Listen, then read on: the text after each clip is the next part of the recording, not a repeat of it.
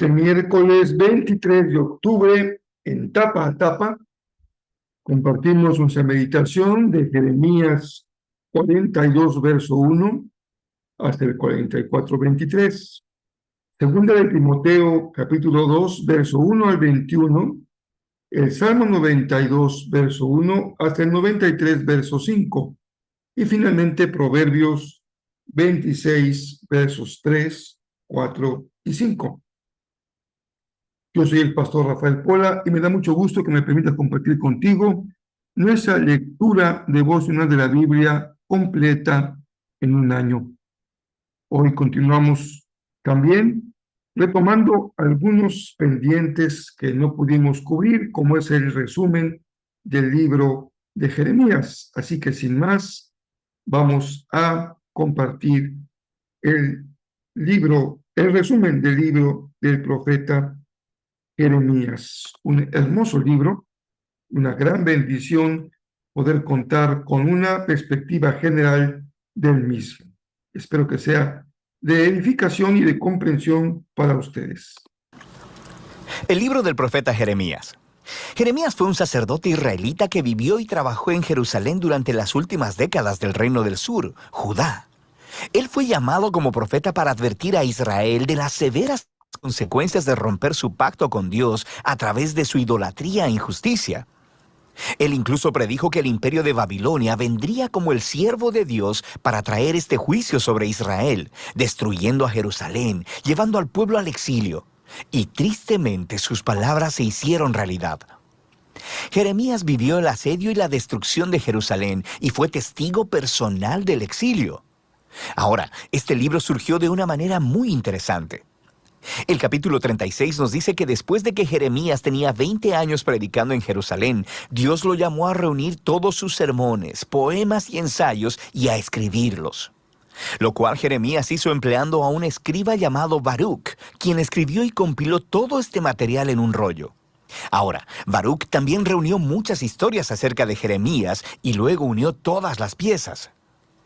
Así que esta es la razón por la que el libro se lee como una antología, como una colección de colecciones. Todo ha sido ordenado para presentar a este profeta como un mensajero de la justicia y de la gracia de Dios. Así que el libro comienza con Dios llamando a Jeremías a ser un profeta, y se le da una doble vocación.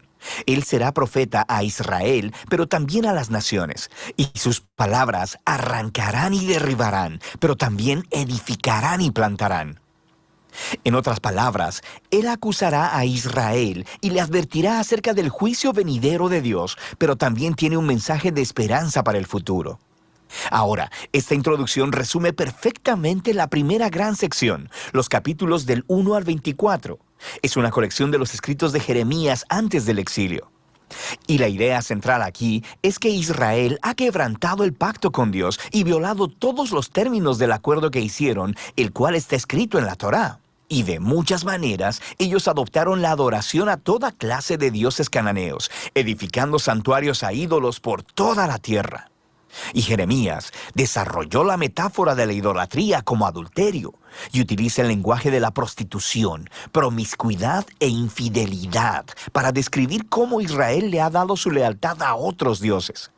Jeremías también acusa repetidamente a los líderes de Israel, los sacerdotes, los reyes, los otros profetas, todos se han corrompido.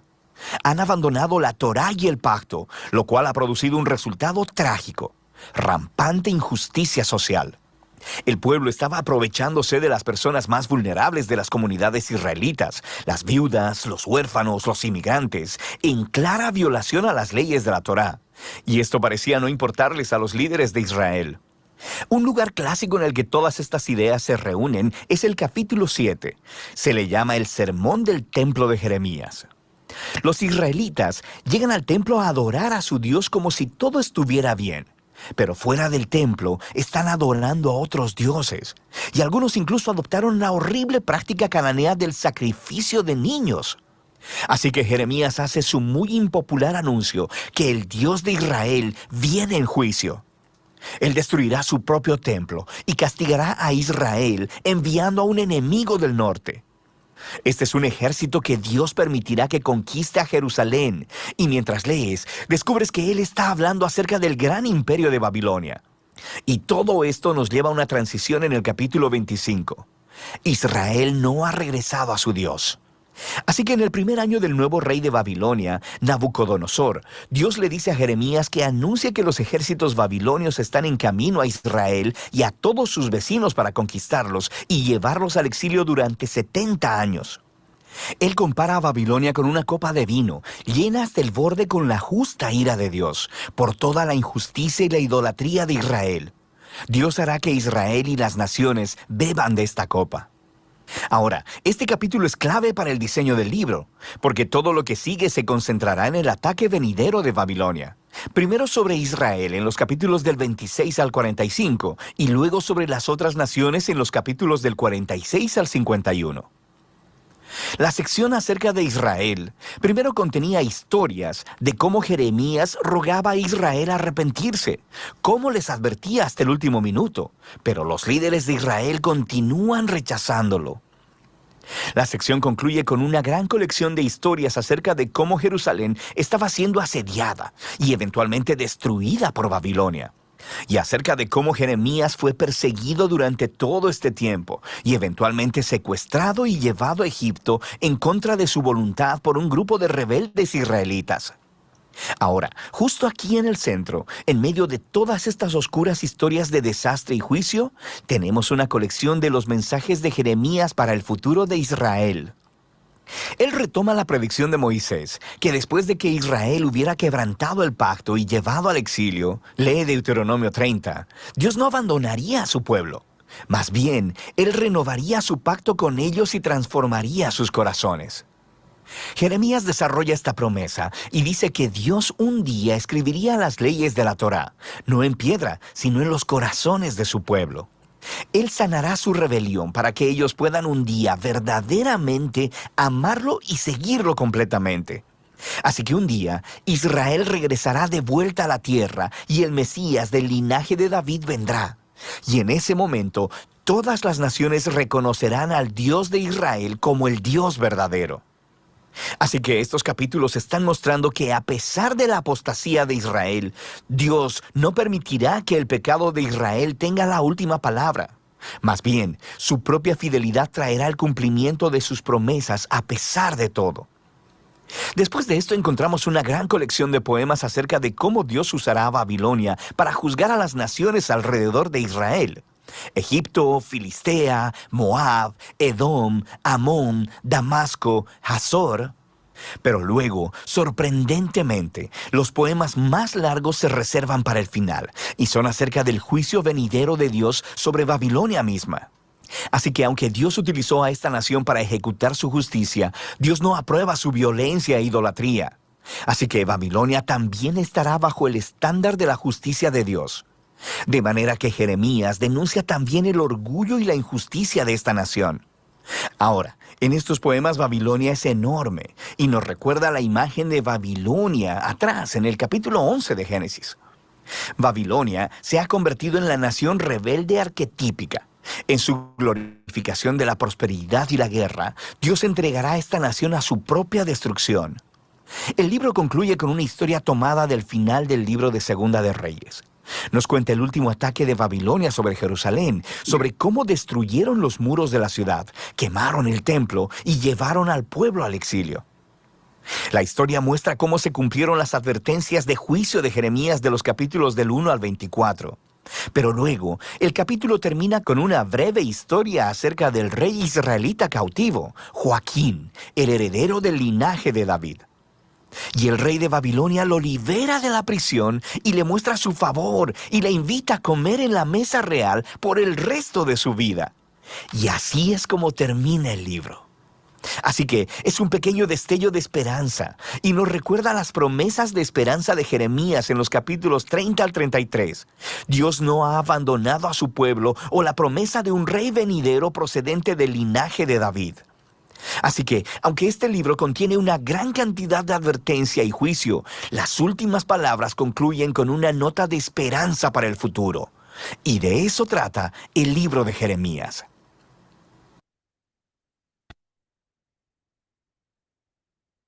Hoy continuamos leyendo el capítulo número 42 hasta el 44. Es la etapa cuando Jeremías tiene que tratar con el grupo que se ha quedado en Judá y en Jerusalén y desean conocer la voluntad de Dios respecto a lo que deben de hacer, pero como leeremos el día de hoy o leímos el día de hoy, es una petición de boca para afuera, de dientes para afuera, porque en realidad ellos no desean conocer la voluntad de Dios, sino desean hacer su propia voluntad. Así que cuando le preguntan a Jeremías qué debemos hacer, pues Jeremías va ante el Señor, presenta la petición, la pregunta, y el Señor le contesta, dile al grupo que ha quedado que permanezca aquí, que permanezca en su tierra. En realidad, el grupo desea refugiarse en Egipto porque teme que al quedarse ahí serían finalmente destruidos por la presencia del ejército babilonio. Y eso es lo que sucede. Se van justamente a Egipto, algunos al norte, otros al sur, pero el profeta Jeremías una y otra vez les comparte la palabra que Dios ha puesto en su corazón. El que se vaya va a ser destruido. Y aquello que temen, por lo cual huyen, es lo que va finalmente a sucederles. Hermanos queridos, ¿cuántas veces pasa así en la vida? Le preguntamos cosas al Señor que en realidad no queremos saber lo que Él nos contesta, sino lo que queremos es justificar nuestras decisiones pensando que Dios va a decir sí a lo que ya hemos decidido que queremos hacer. No había nada de malo en ello si nuestro deseo está alineado a la voluntad del Señor. Y nuestro deseo no es malo porque es nuestro, nuestro deseo es equivocado porque no corresponde a lo que Dios se ha propuesto hacer en nuestra vida. Así que aprendamos esta terrible lección cuando vayamos ante el Señor, que nuestro corazón sea un corazón obediente y humilde en el que realmente queremos hacer la voluntad del Señor. Y Jeremías comparte con el pueblo esta palabra. Ahora el Señor Dios de los ejércitos celestiales, Dios de Israel, les pregunta. Y vean qué pregunta más actual para muchos de nosotros. ¿Por qué se destruyen ustedes mismos?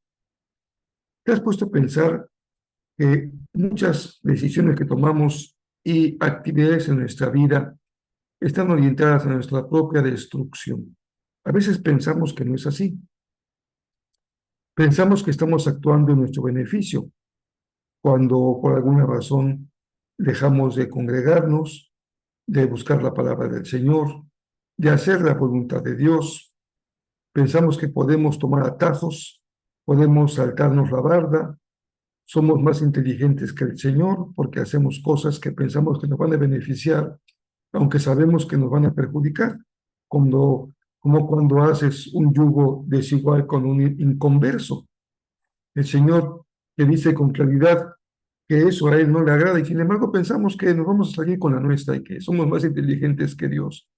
O cuando aceptamos algún negocio fraudulento o mentimos o hacemos cosas indebidas, el Señor nos dice, ¿por qué te destruyes a ti mismo?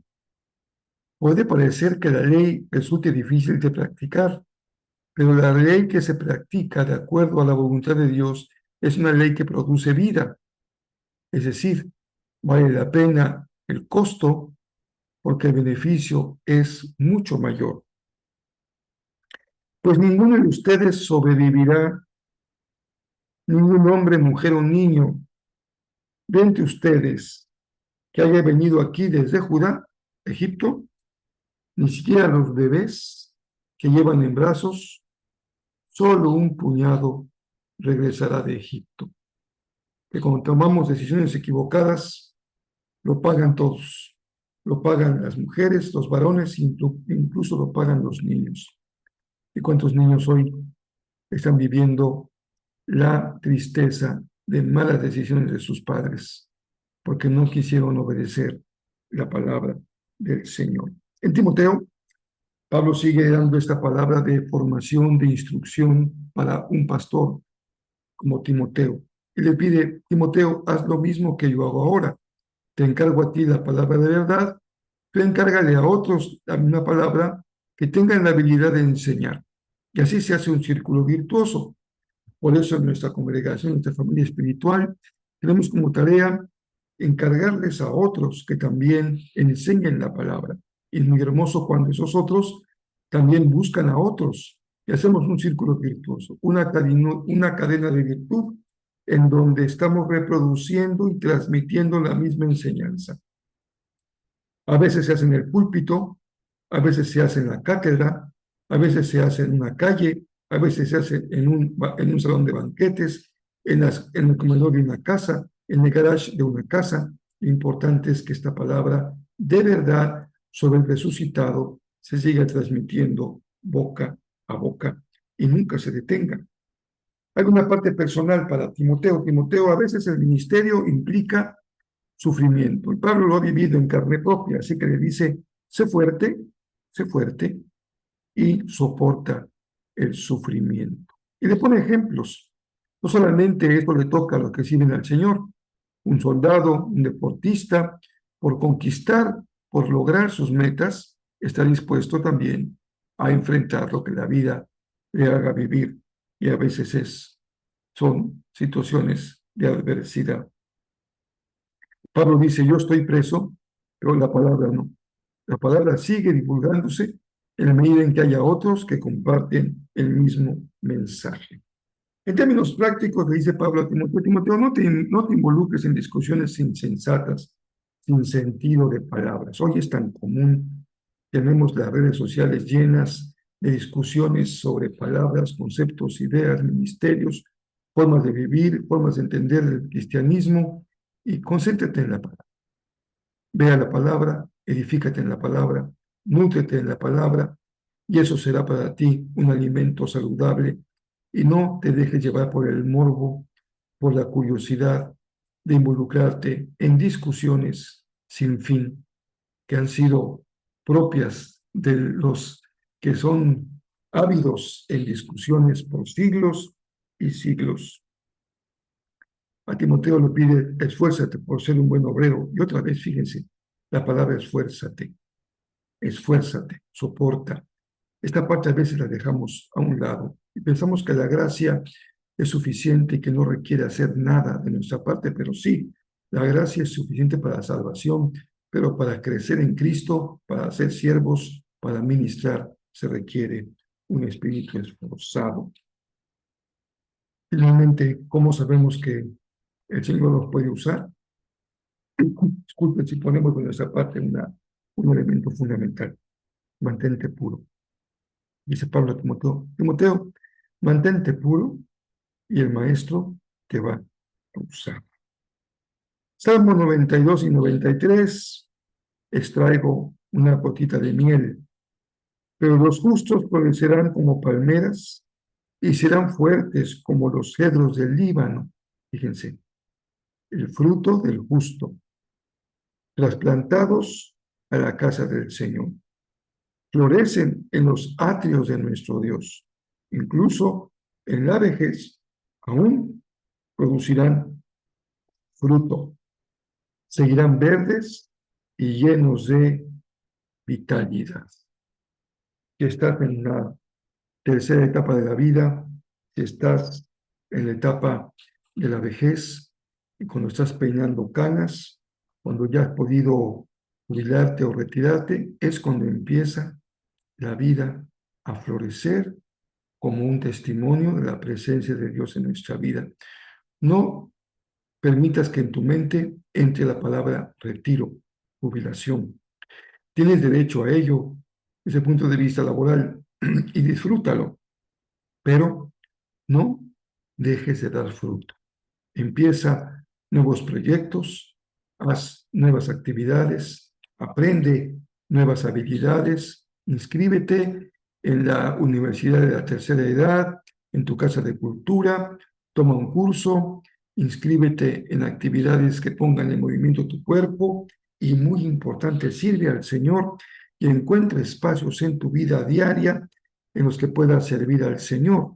Hay muchos espacios de voluntariado. Nosotros tenemos una oportunidad maravillosa este fin de año de servir, sin importar la edad, compartiendo una cena navideña para aquel que tal vez no podría tenerla porque no cuenta con los recursos para ello.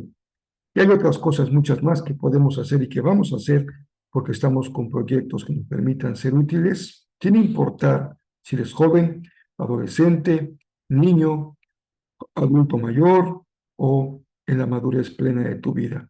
Así que estemos listos. Y les pido que no se olviden de tomar nota y aparten el lunes 18 de noviembre. Estamos prácticamente a un mes, un poquito menos de un mes, para que organicen sus actividades, hagan planes y nos acompañemos a estar en Isla Blanca, un lugar paradisiaco, precioso. Le vamos a agregar la hermosa bendición de estar juntos en armonía. Nada más que pedir. Tal vez un buen itacate para disfrutar también el tiempo del compañerismo. Nos vemos esta nochecita en Cancún, 8 de la noche. Si estás fuera de Cancún, hora de la Ciudad de México, 8 de la noche, nuestra reunión de oración y no se olviden de actualizar nuestra lista de oración.